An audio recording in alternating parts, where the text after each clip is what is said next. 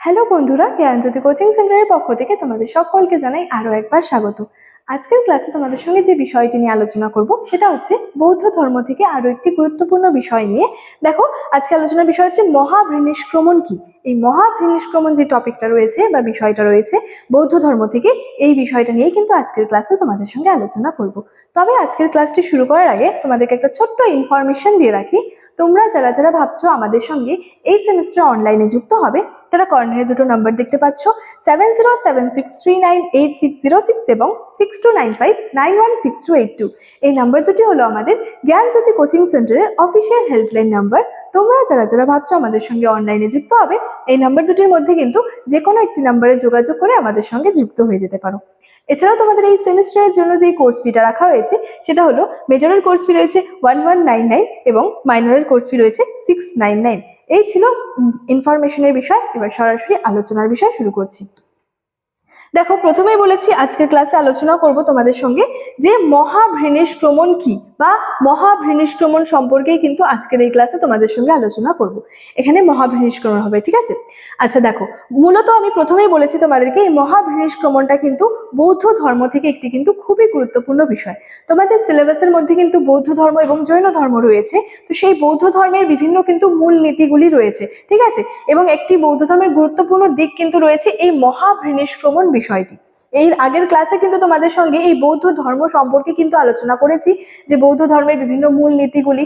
বৌদ্ধ ধর্মের প্রবর্তক কে ছিলেন? গৌতম বুদ্ধ ছিল, এবং তার সম্পর্কেও গৌতম বুদ্ধকে নিয়েও কিন্তু আগের ক্লাসে আলোচনা করেছি, ঠিক আছে? তো মূলত এখানে দেখো বলেছে যে ক্ষত্রিয় রীতি অনুযায়ী সিদ্ধার্থ কিন্তু এখানে সিদ্ধার্থ বলতে কিন্তু গৌতম বুদ্ধকেই কিন্তু বোঝানো হচ্ছে। এবং কেন এখানে তাকে সিদ্ধার্থ বলা হচ্ছে, এই বিষয়টা সম্পর্কে কিন্তু যে বিগত আগের যে ভিডিওগুলো রয়েছে সেখানে কিন্তু আলোচনা করেছি। তাহলে কি ক্ষত্রিয় রীতি অনুযায়ী কি হচ্ছে, এই যে সিদ্ধার্থ, যে গৌতম বুদ্ধ বাল্যকালে কি হচ্ছে সাধারণ শিক্ষা, অস্ত্রবিদ্যা, পথ চালনা, শরীর চর্চাতে কিন্তু পারদর্শী হয়ে কিন্তু উঠেছিলেন তিনি, ঠিক আছে? এবং তার যে জন্ম সম্পর্কেও কিন্তু আলোচনা করেছি, ঠিক আছে, তার জন্মগ্রহণ নিয়ে। তো 16 বছর বয়সে গোপা নামক এক শাক্য কুমারীকে বিবাহ করেন। এই গৌতম বুদ্ধ কি করেছিলেন, 16 বছর বয়সে হচ্ছে গোপা নামক এক শাক্য কুমারীকে কিন্তু গৌতম বুদ্ধ বিবাহ করেছিলেন। এবং 29 বছর বয়সে কিন্তু তার রাহুল নামে এক হচ্ছে পুত্র সন্তান কিন্তু জন্মগ্রহণ করেন। এবং সাংসারিক যে মায়ার বন্ধন রয়েছে, সেই মায়ার বন্ধন কাটানোর জন্য কি করেছিলেন, মায়ার বন্ধন এর সাথে সাথে জগতের দুঃখ, ব্যাধি, মৃত্যু থেকে মুক্তি পাওয়ার যে উপায় খোঁজার জন্য তিনি কিন্তু পুত্রের জন্মের রাতেই কি করেন, গৃহত্যাগ করেছিলেন। তাহলে দেখো, এই যে মহাবৃনিষ্ক্রমণের যে বিষয়টা, এটা হচ্ছে গৌতম বুদ্ধের জীবনে একটা কিন্তু খুবই গুরুত্বপূর্ণ বিষয়। বৌদ্ধ ধর্মের প্রবর্তক ছিলেন কিন্তু এই গৌতম বুদ্ধ। তো কি হচ্ছে, তিনি আর কি যে বিভিন্ন ছোটবেলা থেকে, বাল্যকাল থেকে তিনি কি করেছিলেন, সাধারণ শিক্ষা, অস্ত্রবিদ্যা, শরীর চর্চাতে তিনি কিন্তু যথেষ্ট পারদর্শী হয়ে উঠেছিলেন। এবং 16 বছর বয়সে তিনি কি করেছিলেন, গোপা নামক এক শাক্য কুমারীকে বিবাহ করেছিলেন।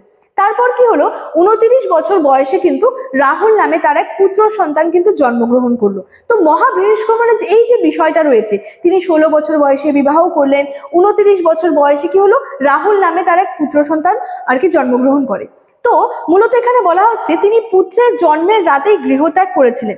কোন কারণে গৃহত্যাগ করেছিলেন, কেন গৃহত্যাগ করেছিলেন?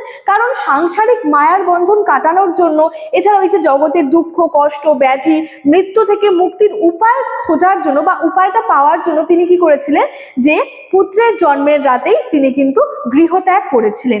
তো এই যে ঘটনাটা রয়েছে, এই ঘটনা সংস্কৃত গ্রন্থ ললিত বিস্তার অনুসারে কিন্তু মহাবৃনিষ্ক্রমণ নামে কিন্তু পরিচিত ছিল।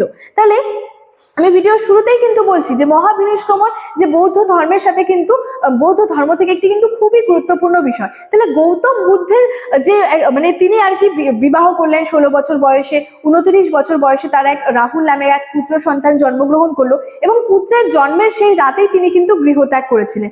কেন? কারণ সংসারিক যে মায়ের বন্ধন রয়েছে, জীবনের জগতের যে দুঃখ, কষ্ট, ব্যাধি এবং মৃত্যু থেকে উপায় খোঁজার জন্য তিনি কি করলেন, পুত্রের জন্মের রাতে গৃহত্যাগ করেছিলেন। তো তার এই যে গৃহত্যাগের যে এই ঘটনাটা রয়েছে, এটাই কিন্তু সংস্কৃত গ্রন্থ ললিত বিস্তার অনুসারে কিন্তু মহাবৃনিষ্ক্রমণ নামে কিন্তু পরিচিত ছিল। তাহলে দেখো আজকে আলোচনার বিষয়টা কিন্তু খুবই ছোট্ট ছিল যে মহাভূনিষ্ক্রমণ কি, এবং এই ছোট্ট আলোচনা কিন্তু আজকে আমার এতটাই ছিল। ইনফরমেশন যেটা রয়েছে সেটা কিন্তু ভিডিওর শুরুতেই আলোচনা করে রেখেছিলাম। চলো আজকের ক্লাস এতটাই, দেখা হচ্ছে পরবর্তী ক্লাসে। Thank you so much, thanks for watching.